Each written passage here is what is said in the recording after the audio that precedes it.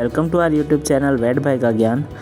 आज की वीडियो में कुछ नया टॉपिक डिस्कस करने जा रहा हूँ। ये शायद ही आपको इस टॉपिक के बारे में जानकारी होगी, पर ये टॉपिक जो है बहुत ही अच्छा टॉपिक है। ये आपके एक्स्ट्रा जो है नॉलेज के लिए बहुत ही अच्छा है। तो without wasting any time let's start this video. आज का टॉपिक है abdominal free fluid scoring using eFAST technique. What is eFAST technique? EFAST technique is the abdominal focused assessment using sonography in trauma. Means हम abdomen के अंदर जो है sonography करके हम ट्रॉमा कितना है उतना पता लगा सकते हैं इसके टेक्निक के द्वारा। In a traumatised dog a case report. A case was reported in a clinic. Species was dog and breed was nondescript and female, and age was 5.5 years and weight was approx 22 kg. So etiology was that the history of blunt trauma due to the motor vehicle 2 hours ago. So the dog was showing severe abdominal pain, tachycardia, congested mucous membrane, and it was dull and depressed. अब उनके clinical parameters check किए तो temperature आया 102.5 degree Fahrenheit. Heart beat आई जो है वो heart rate 120 beats per minute और respiratory rate 30 beats breaths per minute और सीवियर एब्डोमिनल पेन जो है पाल्पेट करने पे हो रहा था और कंजेस्टेड म्यूकस मेम्ब्रेन। अब हमने डायग्नोस्टिक प्रोटोकॉल में क्या लगाया? फोकस्ड अल्ट्रासाउंड, जो कि है abdominal focused assessment using sonography in trauma. ये एग्जामिनेशन होता है माइक्रो कॉन्वेक्स जो प्रोब होता है, जिसका जो मेगाहर्ट्ज़ होता है वो 5 to 9 मेगाहर्ट्ज़ होता है और एब्डोमेन पे होता है। ठीक है, प्रिपरेशन करने होती है पेशेंट की, तो उसके लिए हम उसकी पोजीशनिंग कराते हैं राइट लेटरल रिकमेंसी। ये राइट लेटरल रिकमेंसी बहुत ज़रूरी है क्योंकि इसमें हमारा असेसमेंट बहुत अच्छे से होता है और जो फ्री फ्लूइड है वो हमें अच्छे से डायग्नोस होता है। और क्लिपिंग जो है साइड्स की करनी पड़ सकती है, अगर नहीं हो तो ज़रूरत भी नहीं है। अगर अपन बात करें तो एब्डोमिनल फ्री फ्लूइड स्कोरिंग जो है कौन सी साइड पर प्रोब लगाना होता है, तो एक होता है डायफ्रामेटिको हिपैटिक। ये जो साइट आपको दिख रही है इस डायग्राम में, वहाँ आपको फर्स्ट प्रोब प्लेस करना है। नेक्स्ट प्रोब प्लेस करना है स्प्लिनोरेनल, थर्ड है सिस्टोकोलिक और फोर्थ है हिपैटोरेनल। ऐसे आपको क्लॉकवाइज मैनर में आप चारों जो है ये पॉइंट को मार्क करते रहेंगे। अब एब्डोमिनल फ्री फ्लूइड स्कोर, तो जो हमारा फ्री फ्लूइड स्कोर है, अब अगर आपने जैसे ही आपने प्रोब लगाया और अगर आपको जो है 0 एब्डोमिनल या कोई फ्री फ्लूइड नहीं मिला तो आपका एएफएस स्कोर उस साइड का क्या हो जाएगा? 0। अगर आपको चारों ही साइड में नहीं मिला तो आपका एएफएस स्कोर चला जाएगा 0।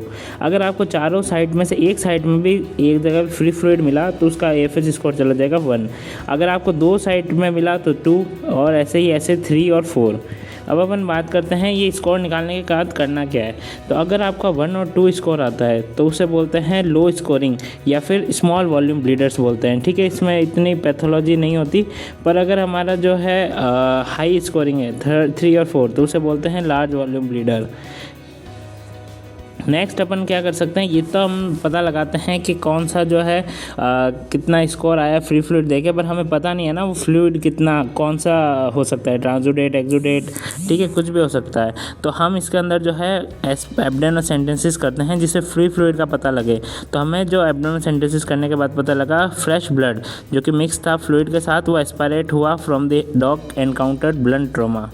फिर हमने यूएसजी इमेजेस ली तो हमें पता लगा ये जो हमारे डीएचयू में है वो फ्री फ्लूइड पाया गया फर्स्ट में।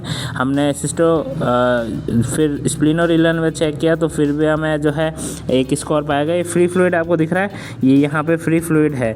ठीक है, ये एक्स्ट्रा फ्री फ्लूइड है जिससे हमें स्कोरिंग देनी है। ठीक है, फिर सिस्टोकोलिक व्यू, इसमें भी हमें फ्री फ्लूइड पाया गया। ठीक है, और फिर नेक्स्ट है हिपैटोरेनल जहाँ पे फ्री फ्लूइड नहीं था। अब हमने जो है इसके अंदर देखो ये हमने टेबुलाइजेशन किया और हमें फ्लूइड पता लगा।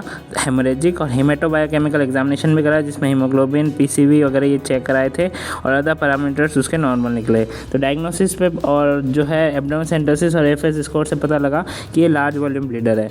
अब ट्रीटमेंट हमने जो है इसको इमरजेंसी क्रिटिकल केयर में जो है रेफ़र किया, जहाँ पे इसके डेक्सट्रोज नॉर्मल सलाइन लगा, डेक्सामेथासोन लगा, सेफ्ट्राइजोबैक्टम का इंजेक्शन लगाया, कैप्रोप्रोफेन लगाया और कार्प्रोफेन और बोट्रोपेज, विटामिन के, वेट प्लाज्मा और ट्राइबीवेट, और मॉनिटरिंग करते गए and USG was done at every 2 hours since the condition stabilises. अब ये टेक्निक के बारे में बात करते हैं। फिर सबसे पहले जो है ये ह्यूमंस के लिए आई थी 1990 में, फिर जो है इसके अंदर एनिमल्स के लिए भी इसको जो है ओपन हुआ इसका इसका कंसेप्ट, ठीक है। और ये जो लेसेंड्रो थी उन्होंने जो है इसको अच्छे से बनाया इस टेक्निक को।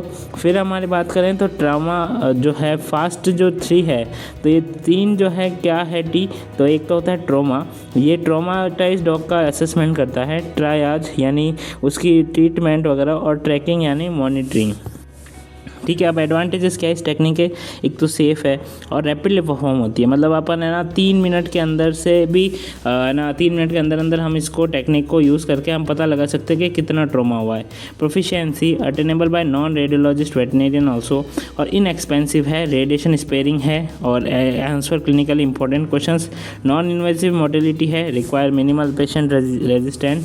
अब अपन बात करें इस टेक्निक का, तो डायग्नोस्टिक चैलेंज क्या है कि ये रिसेंटली ट्रॉमेटाइज्ड डॉग के लिए होती है, और 4 to 5 आवर्स के बाद अगर आप चेक करोगे ना तो आपको इसके अंदर इतना अच्छे से असेसमेंट नहीं होगा, क्योंकि ये रिसेंटली ट्रॉमेटाइज्ड होगा तभी आपको फ्री फ्लूइड मिलेगा, वरना वो एडिशंस और ट्रांसुडेट एक्सुडेट जो है वो अच्छे से क्लियरली विजिबल नहीं होंगे। फिर हमारे इंजरीज जो है cause by acute blunt force trauma, organ bleeding, large vessel rupture और यूरिनरी और गॉल ब्लैडर रप्चर, इन सब के लिए होता है। अब एक्यूट ब्लंट ट्रॉमा कोई मोटर व्हीकल का एक्सीडेंट हो गया, फॉल हो गया फ्रॉम हाइट्स, क्रश इंजरीज। इसके इंडिकेशंस क्या है टेक्निक के, एक तो ट्रॉमा पेशेंट का इवैल्यूएशन करा है, डायग्नोस करा है एब्डोमिनल इन्फ्यूजन्स, प्रिडिक्ट करा है degree of anaemia and with haemo abdomen, differentiate करा है स्मॉल ब्लीडर्स को बिग ब्लीडर्स से, इनिशिएट करा है स्टेबलाइजेशन टेक्निक्स और rapid intervention when life threatening respiratory distress और cardiovascular collapse due to the cavity bleeding is occurring. अब ये फर्स्ट स्कैन और फ्लूइड स्कोरिंग सिस्टम हमें पता होना चाहिए, उसके लिए काम आता है। Helpful tool for non traumatic and post interventional subsets. Anaphylaxis पता है, एनाफाइलेक्सिस में हमें हेलोसाइन मिलता है गॉल ब्लैडर में, हेलोसाइन पे भी हम डिस्कस करेंगे एक कभी नई वीडियो में, तो ये भी एक अच्छा टेक्निक होता है एनाफाइलेक्सिस डायग्नोस करने का। Non traumatic haemo abdomen, early detection of haemorrhage and peritonitis post intervention और सर्जरी। ये कंक्लूजन हमें पता लगा कि जो फोकस अल्ट्रासाउंड टेक्निक थी वो बेस्ट यूटिलाइज होती है for the detection of abdominal free fluid in the dog, for emergency evaluation for abdominal trauma and hemorrhage or bleeding in the abdomen due to the organ injury. These are my references. Thank you very much. Hope ये आपको video पसंद आई होगी। Like comment subscribe share जरूर करें, और किसी को technique नहीं पता है उसे ये टेक्निक ज़रूर शेयर करें। Thank you very much. These are some highlights which I presented this topic in the MVC Chennai.